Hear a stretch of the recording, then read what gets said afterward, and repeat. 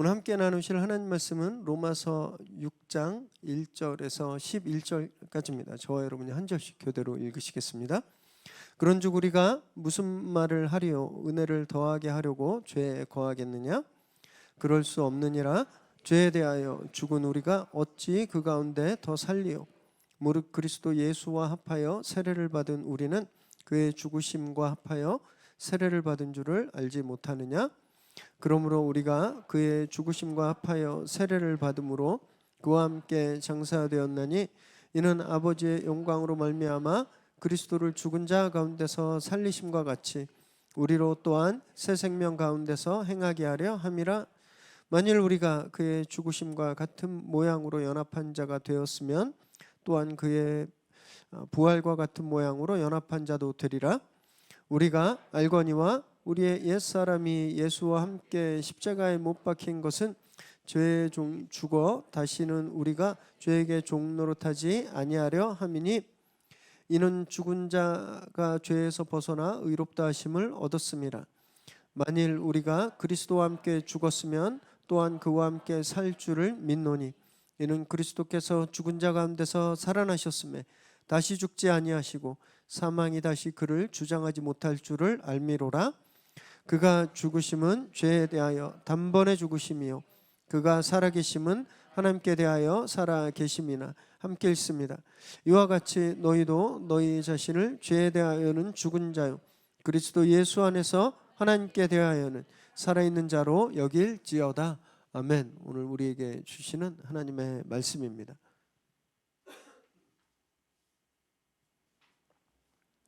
예전에 함께 사역했던 목사님께 들은 기가 막힌 이야기가 있습니다. 이분 진짜 착하시고 화 한 번도 내본 적이 없는 분인데 이분이 권사님 한 분을 신방하고 와서는 막 씩씩 대시는 거예요. 막 속이 상해서 무슨 일인가요? 좀 물어봤습니다. 이 권사님은 평소 신앙생활을 아주 모범적으로 하시는 분이셨습니다. 새벽 예배 한 번도 빠짐없이 새벽 제단 섬기셨고요. 순장도 이렇게 그 힘들다는 순장도 몇 년째 계속 쉼 없이 섬기고 또 교인들 중에 어려운 일이 있으면 앞장서서 또 알게 모르게 앞에서 뒤에서 열심히 도우셨습니다. 목회자들도 굉장히 잘 섬겨주셨어요. 간식도 주시고 늘 격려해 주시고 진짜 흠을 찾을래야 찾을 수 없는 마치 여기 계신 우리 성도님들처럼 완벽한 거의 200% 네. 이런 분이셨습니다. 근데 이분을 다녀오셔가지고 막 화를 내는 거예요. 신방을 가서 대화를 하는데 권사님의 남편 되는 집사님이 이러더라는 겁니다. 우리 이 권사가 이렇게 훌륭한 신앙을 가지게 된 건 다 나 때문이다.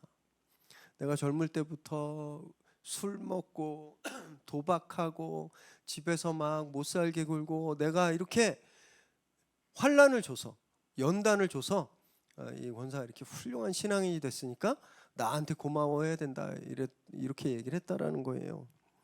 그래서 목사님 뭐 그 자리에서 웃고 말았지만 막 속으로 열불이 났답니다.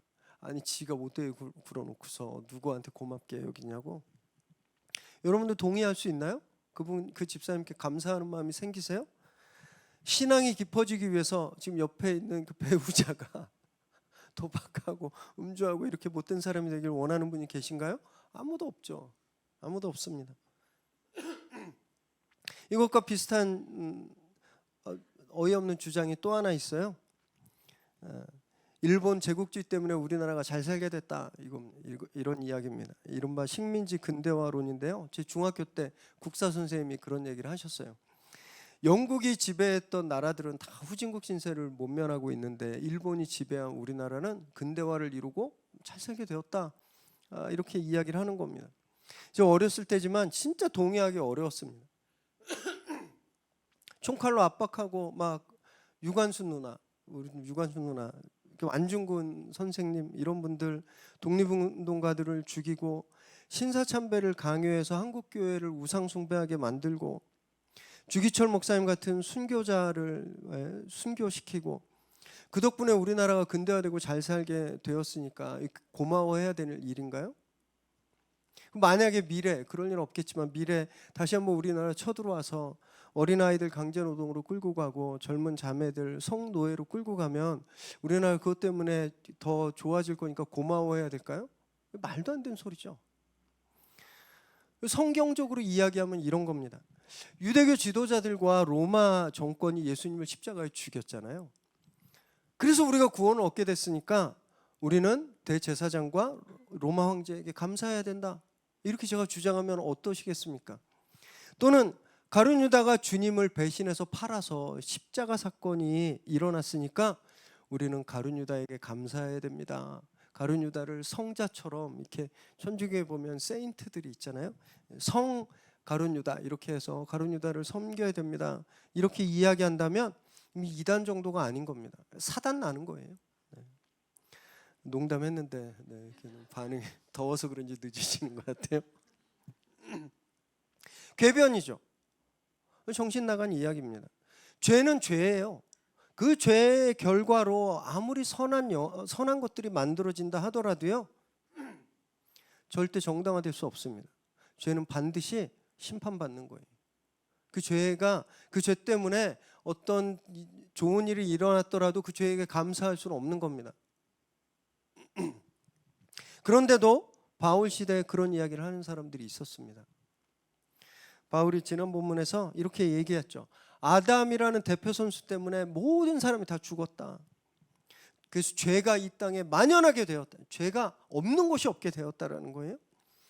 그것 때문에 예수님이란 대표 선수가 오셔야 됐고 예수님이란 대표 선수 때문에 우리가 살게 되었다. 죄가 가득했는데 은혜가 그 죄를 다 덮었다. 그러면서 죄가 많은 곳에 은혜가 더욱 넘쳤다. 이렇게 바울이 이야기했습니다. 그랬더니 이렇게 못되게 말하는 사람들이 있었던 거예요. 진짜? 죄가 많은 곳에 은혜가 더 많아졌어? 그러면 더 죄를 지어야 되겠네? 더 죄가 많아지도록? 그럼 더 큰 은혜가 오겠네? 이렇게 말하는 사람들이 있었다는 겁니다. 또는요, 이렇게 얘기하는 사람이 있었습니다. 그래, 예수님이 은혜로 다 덮어주셨으니까 그 은혜 아래 난 뭔 짓을 해도 되겠네? 나 죄 져도 되겠네? 이렇게 이야기하는 사람들이 있었어요. 우리가 보기엔 이런 말 얼토당토 않은 말 같지만 당시 교회에서는 굉장히 심각한 문제였습니다. 진짜 심각했어요. 정말로 죄를 막 지는 사람들이 있었습니다. 사람들에게 괜찮아 죄 져도 돼, 우리 다 은혜 입었잖아, 이렇게 이야기하는 사람들이 있었어요. 교회를 굉장히 힘들게 했습니다. 유대인들에게 이 개념이 이해가 되기 어려운 거죠. 유대인들은요, 철저하게 인과응보 사상 가지고 있었습니다. 하나님은 죄인은 반드시 심판한다, 의인은 축복하신다. 그런데 어떻게 죄가 심판받지 않고 죄가 은혜로 덮일 수 있어? 어떻게 이 죄가 축복으로 바뀔 수 있어? 이해할 수 없었죠. 그래서 이런 잘못된 생각들을 가지게 된 거예요. 그래서 바울이 6장 전체를 통해서 이 주장들에 대한 반론을 하게 된 겁니다. 먼저 오늘 본문에서는요, 첫 번째 반응, 그럼 죄를 더 많이 지으면 은혜를 더 많이 받을 수 있겠네? 이것에 대해서 바울이 그것이 아니라고 하는 답을 주고 있는데요, 말씀을 나누실 때 이 죄에 대해서 우리가 명확하게 이해하고 죄에 올바르게 대항하는 그런 법을 함께 배우는 시간 되시기 바랍니다. 1절과 2절 읽습니다. 그런즉 우리가 무슨 말을 하리요? 은혜를 더하게 하려고 죄에 거하겠느냐? 그럴 수 없느니라. 죄에 대하여 죽은 우리가 어찌 그 가운데 더 살리요? 절대 그럴 수 없다라고 말하는 거예요. 은혜를 더 받으려고 죄에 거할 수 없다, 그럴 수 없다라고 말하는 겁니다. 여기 죄에 거하다라는 말은요, 그냥 세상에 그냥 묻혀 있고 세상처럼 사는 그 정도 소극적인 뜻이 아닙니다. 아주 굉장히 적극적인 말을 가지고 있어요. 헌신하다, 몰두하다는 뜻이 있습니다. 그러니까 내가 더 은혜를 많이 받아야지, 그러니까 더 열심히 죄 져야지 이러면서 더 열심히 의지를 가지고 죄에 헌신하는 걸 말하고 있는 거예요. 이 말도 안 된다라고 말하는 겁니다. 예수를 믿고 죄에 매였던 옛사람, 죄에 속해 있던 옛사람이 이제 죽었어요. 그런데 어떻게 다시 죄인으로 살아갈 수 있겠냐? 이거는 논리적으로도 상식적으로도 말이 안 되는 이야기다. 바울이 그렇게 이야기하는 겁니다. 이런 거하고 똑같은 거예요. 여러분 가끔 방 청소 하시나요? 자주 하세요? 가끔 하죠. 저도 꽤 자주 1년에 2번 정도 하는데요.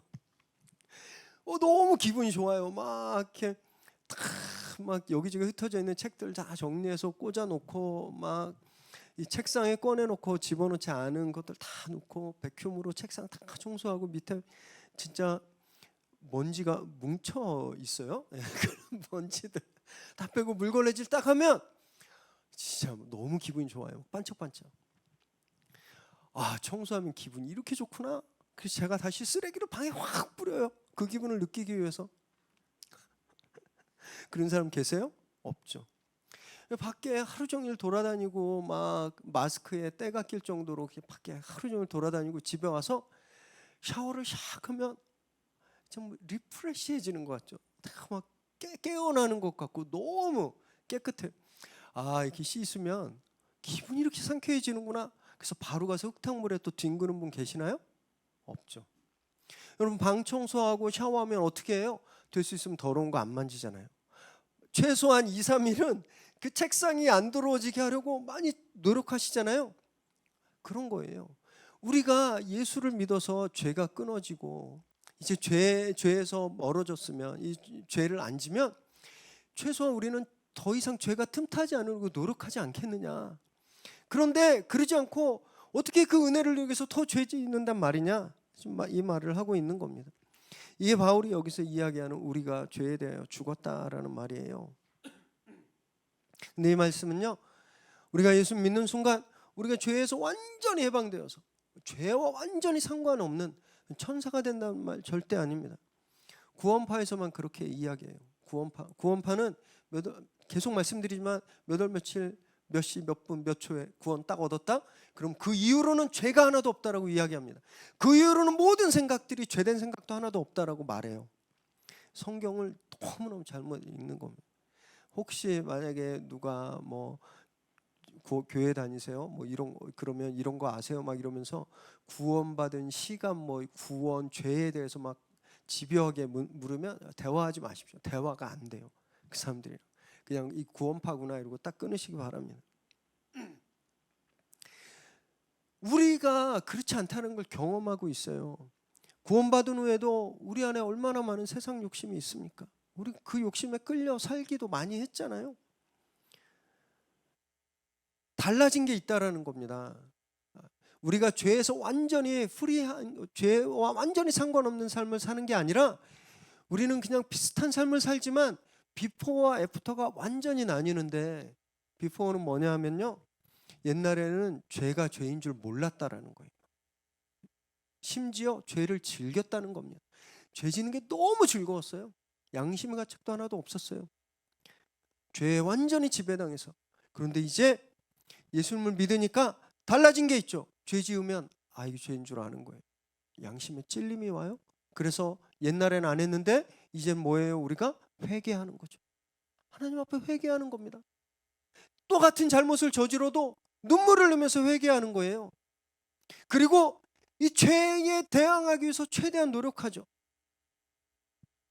그러니까 믿기 전엔 완전히 죄의 지배 아래 있었다면, 우린 믿고 나서는요, 이제 죄의 영향권이 아니라 성령의 영향 아래 있는 겁니다. 성령이 우리에게 그런 찔림을 주시고 우리로 회개하게 하시고 또 우리로 죄에 대항하게 하시는 능력을 주시잖아요. 그냥 겉모습은 비슷할 수 있어요. 교회 다니면서도 잘못하는 분들 되게 많죠. 저도 그렇고 여러분도 그렇잖아요. 그러나 본질은 다른 거예요. 옛날에는 죄가 우리의 주인이었는데 이제 우리는 성령이 우리 삶의 주인인 거예요. 이것이 죄에 대하여 죽은 사람이다라는 것을 뜻하는 겁니다. 사랑하는 여러분, 그래서 우리가 이걸 분명히 믿어야 됩니다. 죄가 우리에게 우리를 유혹하고 우리를 넘어지게 하고 우리에게 영향을 미칠 수 있지만 죄는 절대 우리에게 결정적인 지배력을 행사할 수 없다. 그래서 믿으셔야 됩니다. 죄는 우리를 절대 망하게 할 수 없다는 것을 믿으셔야 돼요.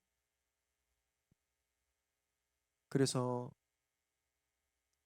같은 잘못을 또 반복하고 그래서 속상하고 내가 왜 이것밖에 안 돼? 이런 마음이 들더라도요. 그러나 성령께서 이런 나를 반드시 성장시키시고 이 죄를 이기게 하실 거라는 것을 믿으셔야 됩니다. 어제 실패하셨어도 오늘 다시 애쓰시기 바랍니다. 성령님 의지해서 다시 힘내시기 바라요. 그렇게 진짜 죄에 대해서 죽은 사람으로 사는 저와 여러분 되시기를 주님의 이름으로 축원합니다. 3절과 4절 읽습니다. 시작. 무릇 그리스도 예수와 합하여 세례를 받은 우리는 그의 죽으심과 합하여 세례를 받은 줄을 알지 못하느냐. 그러므로 우리가 그의 죽으심과 합하여 세례를 받음으로 그와 함께 장사되었나니 이는 아버지의 영광으로 말미암아 그리스도를 죽은 자 가운데서 살리심과 같이 우리로 또한 새 생명 가운데서 행하게 하려 함이라. 자, 그럼 우리가 죄에 대해 죽었다면 언제, 어떻게, 어디서 죄에 대해 죽은 걸까요? 바울은 그것을 십자가 사건이라고 이야기합니다. 그리고 오늘 여기서는 그 십자가 세례라고 말하고 있어요. 세례 받을 때 우리가 물에 쑥 들어가죠. 이건 죽는 겁니다. 우리가 예수 믿고 세례 받을 때 예수 이름으로 우리가 죽는 거예요. 옛사람이. 그리고 물에서 나오면서 새로운 삶을 살게 된다라는 것을 의미합니다. 물에 들어갈 때 호흡을 저희는 이렇게 물을 떨구니까 그런 느낌이 없는데 원래는 이제 물에 푹 잠기거든요. 물에 푹 잠수할 때 숨을 탁 막잖아요. 옛사람의 호흡이 딱 끊어지는 겁니다. 그리고 나오면서 하고 호흡을 쉴 때 새 호흡이 우리에게 주어지는 거예요. 그런 걸 의미하는 겁니다. 예수님과 하나 되는 그 세례를 통해서 죄에 대해서 죽고 그 순간 완전히 새로운 삶을 살게 되었다라는 거죠. 그리고 주님께서도 여기에서 죄에 대해 죽으셨다라고 했는데 이 말은 그럼 예수님도 죄인이었나? 그래서 예수님도 죄인이어서 죽었나? 이런 말이 절대 아닙니다. 예수님께서 죄가 없으셨던 분이셨는데 십자가에서 우리 모두의 죄를 다 짊어지셨잖아요. 그것에 대해서 말하는 거예요. 세상 모든 죄를 짊어지고 죽으셨다라는 건 이것이 예수님이 죄에 대해 죽으셨다라는 겁니다. 그리고 부활하셨죠. 죄와 사망이 더 이상 예수님을 얽어맬 수 없었습니다. 모든 사람은 그냥 죽으면 끝인데 주님이 다시 살아나셨어요. 죽음이 더 이상 예수님을 통제하지 못하셨다는 거죠. 죽음이 더 이상 사망이 힘을 발휘할 수 없었다라는 거예요. 그렇게 죽으시고 부활하신 주님과 우리가 하나 될 때, 연합할 때 우리가 그때 죄에서 떠나서 새로운 삶을 살 자격과 권세를 갖게 되온 거죠.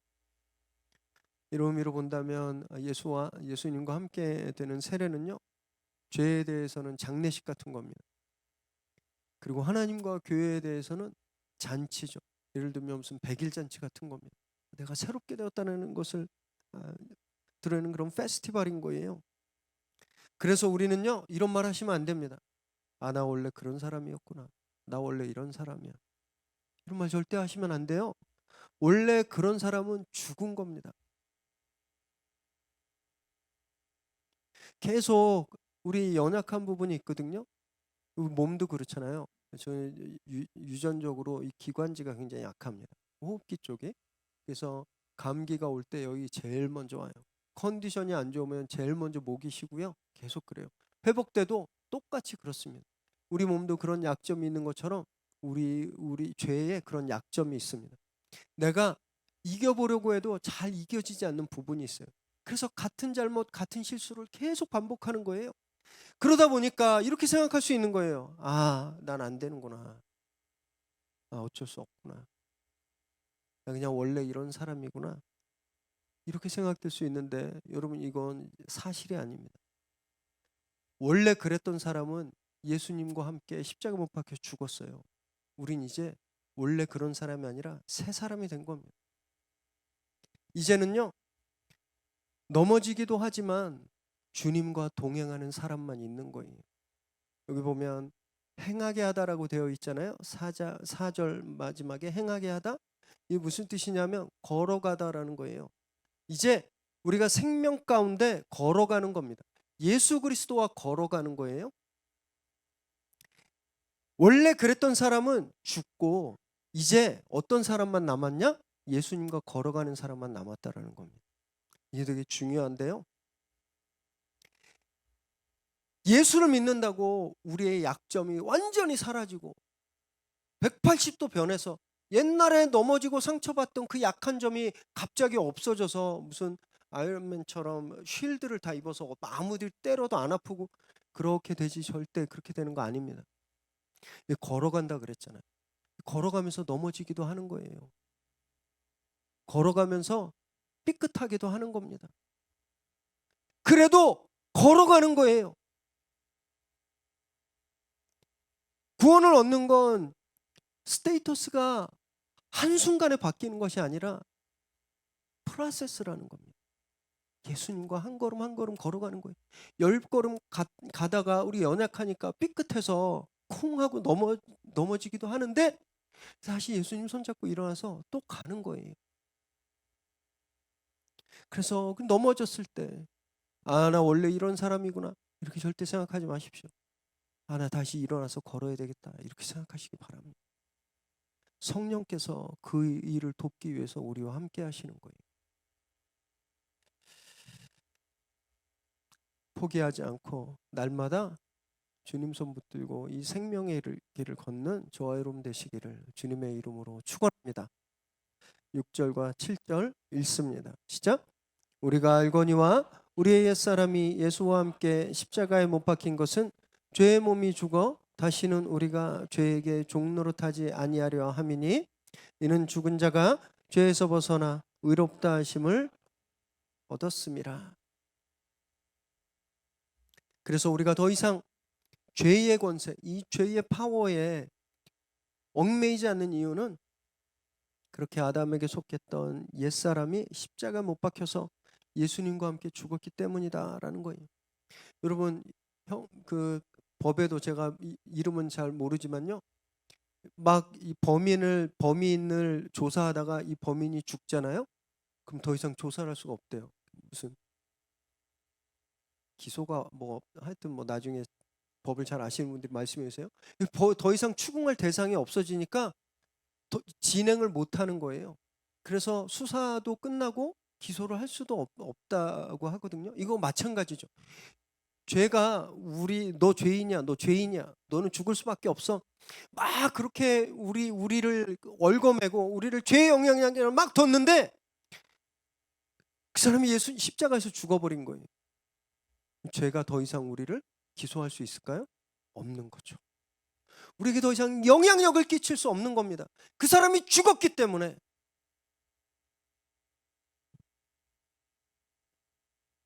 그렇게 얼마나 많은 죄인들이 예수님을 믿고 나서 이전에 죄악된 삶을 끊고, 그러니까 더 이상 죄의 영향력을 받지 않고 예수님을 따라서 거룩한 인생을 사는지 모릅니다. 우리 늘 보고 있거든요. 스캇 해리슨이라는 아주 젊은 친구가 있었습니다.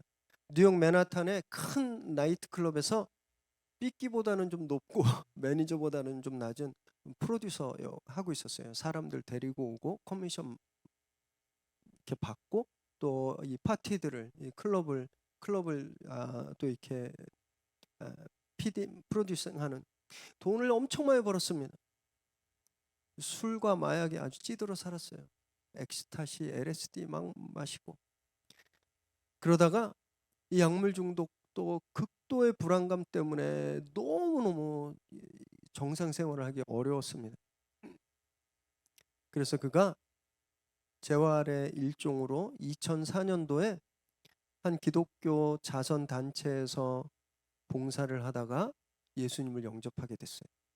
예수님 믿게 됐어요. 이거 완전히 회심하게 됩니다. 그래서 그 단체와 함께 서아프리카의 베냉이라는 나라가 있습니다. 들어보셨어요? 처음 들어보셨죠? 그런 나라가 있어요. 거기서 봉사활동을 하다가 14살짜리 소년을 만나요. 이 소년 이름이 알프레드라는 소년인데요. 이 소년이 오염된 물 때문에 입안에 종양이 있었는데 그 종양 크기가 약 1.8kg짜리. 오염된 물 때문에요. 이 입안이 다 종양으로 가득 찬 거예요. 그래서 숨을 쉬기가 어려울 그 소년을 만나면서 충격을 받았습니다. 이 스캇이 충격을 받았어요.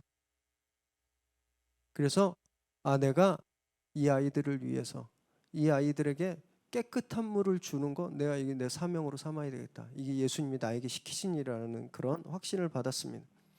그래서 2006년도에 체리티 워터라고 하는 사회적 기업을 창립해요.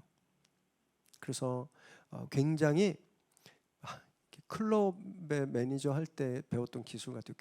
그 당시에 자선단체들과는 차원이 다른 진짜 요즘 말로 신박한 그런 운영으로 엄청나게 펀딩을 모집했습니다. 그래서 지금까지 이 단체는요, 총 29개 나라에 무려 1,700만 명에게 물을 공급하고 있어요. 점점 늘어나고 있습니다. 이 스캇 해리슨이 회심하기 전에는요, 마약과 죄와 쾌락의 종이었습니다. 그의 삶을 마약이 주장하고 쾌락이. 그가 회심하니까 그의 삶이 예수님을 닮아가는 삶이 되고 있잖아요. 이런 겁니다.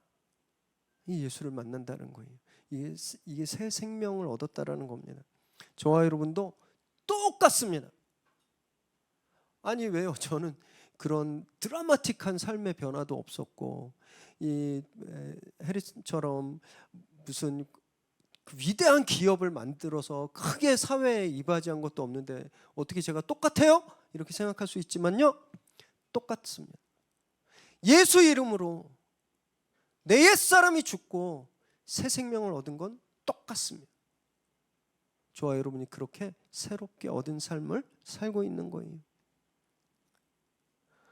우리에게도요, 성령 안에서 예수를 닮아가는 그런 아름다운 삶을 살 수 있는 그 길이 열린 겁니다.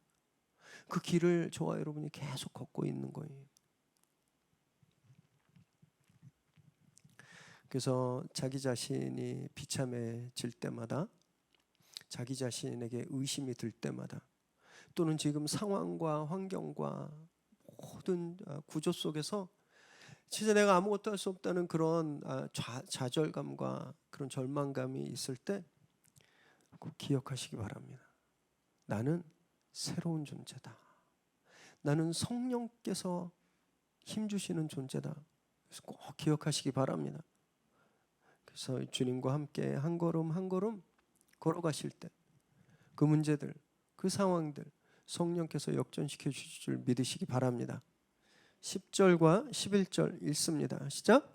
그가 죽으심은 죄에 대하여 단번에 죽으심이요 그가 살아계심은 하나님께 대하여 살아계심이니 이와 같이 너희도 너희 자신을 죄에 대하여는 죽은 자요 그리스도 예수 안에서 하나님께 대하여는 살아있는 자로 여길지어다. 한 번 더 정리하죠. 예수께서 죄에 대해서 단번에 죽으셨다.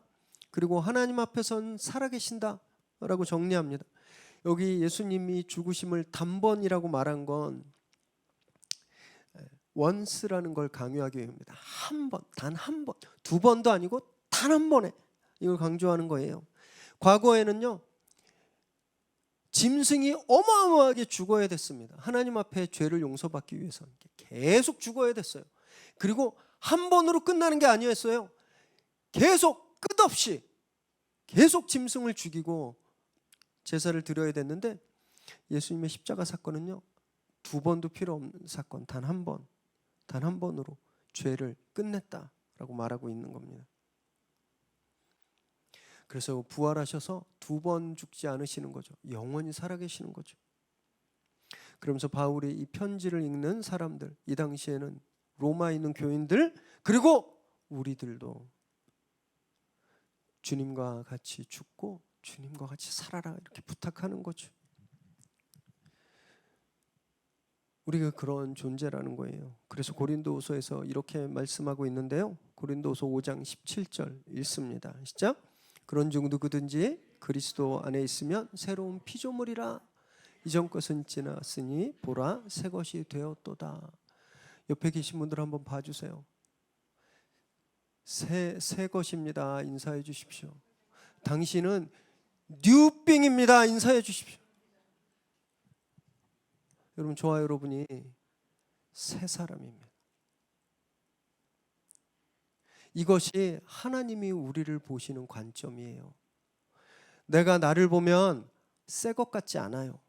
내가 나를 보면요, 그냥 옛날이랑 똑같아요. 예수 믿기 전이랑 달라진 게 없어 보여요. 그래서 우리는 나를 볼 때 너는 안 돼, 너는 패배자야, 너는 가망 없어 라는 그런 사탄의 이 보이스피싱이, 속삭임이 계속 오는데, 하나님 우리를 어떻게 보시냐면요, 아니야, 너는 새 존재야, 너는 새 사람이야, 너는 내 사람이야, 너는 내 아들이야, 너는 내 딸이야, 이렇게 말씀하신다는 겁니다.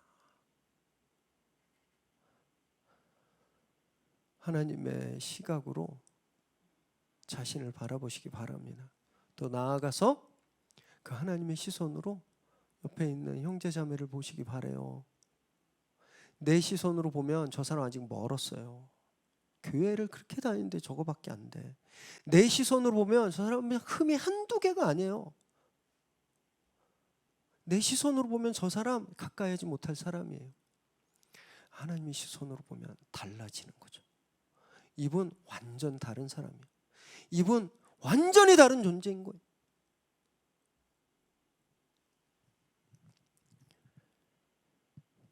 물론 죄의 유혹이 우리에게 늘 찾아오죠. 그때로는 그 유혹에 넘어지고 굴복하기도 합니다. 그러나 우리는 반드시 이기게 되는 거예요. 왜 그러냐면요, 이미 죄가 구속해서, 수사하고 구속해서 깜빵 보낼 그 사람은 없기 때문입니다.